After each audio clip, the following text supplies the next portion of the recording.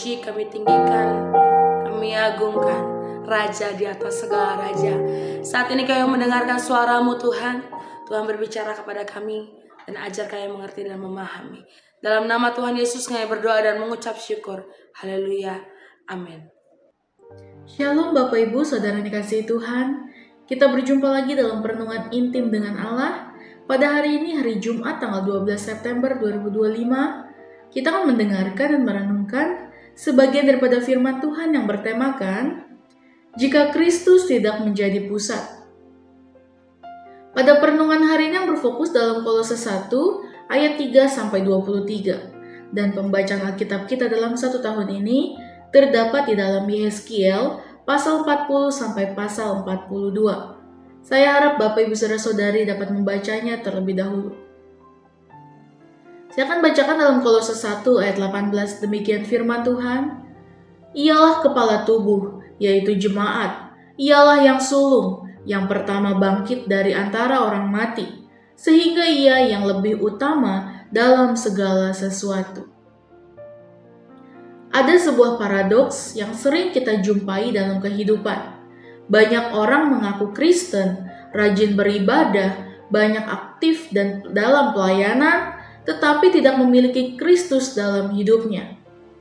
Kekristenan yang mereka jalani hanya berhenti pada lapisan luar, yaitu tradisi, aturan, ideologi, atau sekedar etika moral.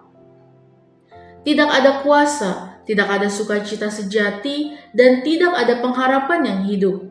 Kekristenan semacam itu meski tampak religius, sesungguhnya kosong karena tidak berpusat pada Kristus. Surat Paulus kepada jemaat di Kolose, khususnya Kolose 1 ayat 3-23, menyingkapkan kepada kita apa arti memiliki Kristus sebagai pusat kehidupan, dan sekaligus memperingatkan kita tentang bahaya ketika Kristus tidak lagi menjadi pusat. Paulus menulis surat ini kepada jemaat yang sedang digoyahkan oleh ajaran-ajaran sesat yang berusaha mereduksi Kristus, menempatkan dia hanya sebagai salah satu dari banyak perantara rohani. Untuk melawan itu, Paulus menegaskan supremasi Kristus dalam ciptaan, dalam gereja, dan dalam keselamatan. Paulus menyampaikan bahwa Kristus bukan hanya bagian dari kehidupan Kristen, melainkan satu-satunya pusat dari iman, kasih, dan pengharapan.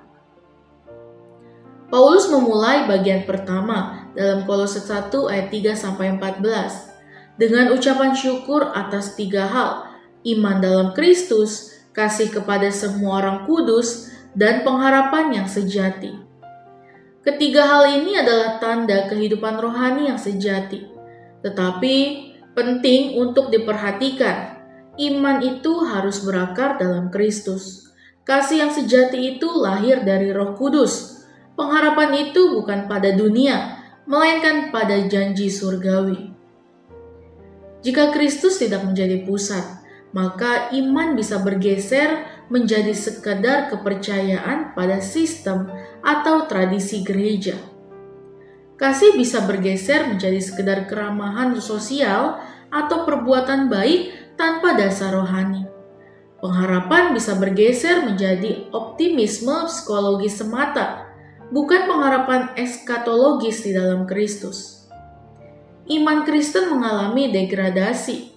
Ia merosot menjadi sekedar ideologi, suatu sistem pemikiran tentang benar dan salah. Ia merosot menjadi aturan sekumpulan, larangan dan kewajiban moral. Ia bisa juga menjadi identitas sosial, penandaan kelompok, atau tradisi. Dan yang lebih berbahaya lagi, ia bisa menjadi alat pembenaran diri di mana seseorang berpusat pada moralitas dan pencapaiannya, bukan pada Kristus yang telah menebusnya.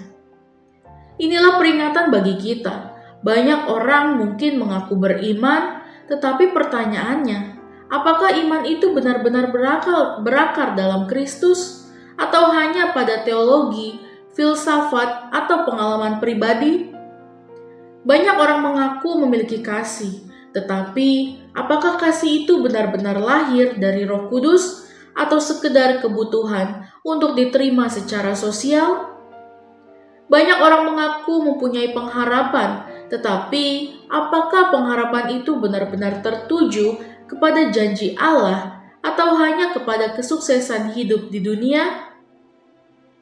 Paulus melanjutkan dengan menegaskan bahwa Allah telah melepaskan kita dari kuasa kegelapan dan memindahkan kita ke dalam kerajaan anaknya yang kekasih. Dalam Kolose 1 ayat 13. Dalam Kristus kita memiliki penebusan dan pengampunan dosa.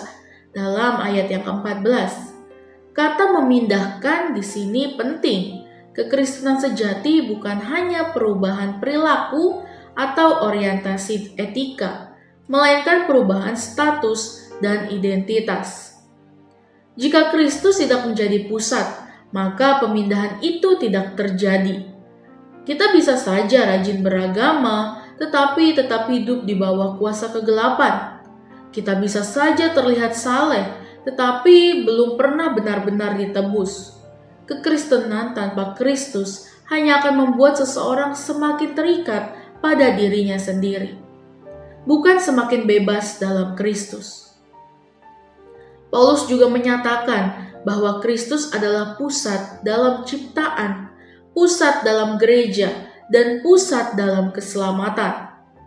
Jika Kristus adalah pusat penciptaan, maka seluruh kehidupan manusia, termasuk kehidupan Kristen, hanya menemukan makna bila diarahkan kepada Dia. Jika kekristenan tidak berpusat pada Kristus, ia akan tercabut dari makna sejatinya. Seperti planet yang terlepas dari orbit matahari, dia bukan lagi planet.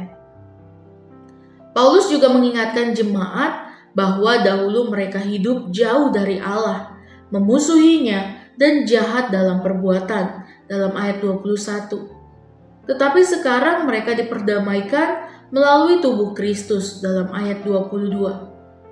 Tujuan pendamaian itu adalah agar mereka tampil kudus, tak bercela, dan tak bercacat di hadapan Allah. Jika Kristus tidak menjadi pusat, maka pendamaian ini tidak nyata. Orang Kristen bisa saja berbicara tentang kasih, damai, atau pengampunan, tetapi hati mereka tetap bermusuhan dengan Allah. Kekristenan tanpa Kristus tidak sanggup mengubah hati. Ia hanya bisa mengubah perilaku luar, sementara kedalaman hati tetap dikuasai oleh dosa. Firman Tuhan tidak hanya berbicara tentang jemaat Kolose 2000 tahun yang lalu. Ia juga berbicara tentang kita, gereja masa kini. Ketika Kristus tidak lagi menjadi pusat, maka iman menjadi ideologi, kasih menjadi formalitas, pengharapan menjadi optimisme palsu. Gereja menjadi lembaga sosial, kekristenan menjadi proyek moralitas. Tetapi ketika Kristus menjadi pusat, maka iman berakar dalam Kristus yang hidup. Kasih lahir dari Roh Kudus, pengharapan tertuju pada janji kekal. Gereja hidup sebagai tubuh Kristus. Kekristenan menjadi kehidupan yang dipenuhi kuasa Injil. Karena itu, marilah kita bertanya dengan jujur kepada diri sendiri. Apakah Kristus benar-benar pusat hidup kita? Ataukah kita sedang menjalani kekristenan tanpa Kristus yang tampak religius tetapi kosong? Jawaban atas pertanyaan ini bukan hanya menentukan arah hidup kita sekarang, tetapi juga menentukan nasib kekal kita. Amin. Mari kita sama-sama berdoa. Bapa yang baik, terima kasih Tuhan Yesus untuk perenungan pada hari ini ya Bapa. Biarlah kami boleh diajar lagi ya Bapa. Hanya Engkaulah yang menjadi pusat keselamatan kami. Hanya Engkaulah yang menjadi pusat hidup kami ya Bapa. Tidak ada Allah lain, tidak ada apapun di dunia ini yang melebihi dari Engkau ya Bapa. Itu semuanya kami hidup seturut dengan kehendak-Mu ya Bapa. Biarlah Tuhan hidup kami selalu tertuju untuk menjadi anak-anak-Mu di dalam dunia ini ya Bapa. Untuk menjadi anak-anak terang di dalam dunia ini ya Bapa. Terima kasih Tuhan Yesus dalam perenungan ini. Biarlah firman ini selalu menjadi rema bagi kami. Terima kasih Tuhan, biarlah kehendak-Mu yang jadi bagi kami. Terima kasih ya Bapa, dalam nama Tuhan Yesus. Haleluya. Amin. Salam sejahtera bagi kita semua. Shalom.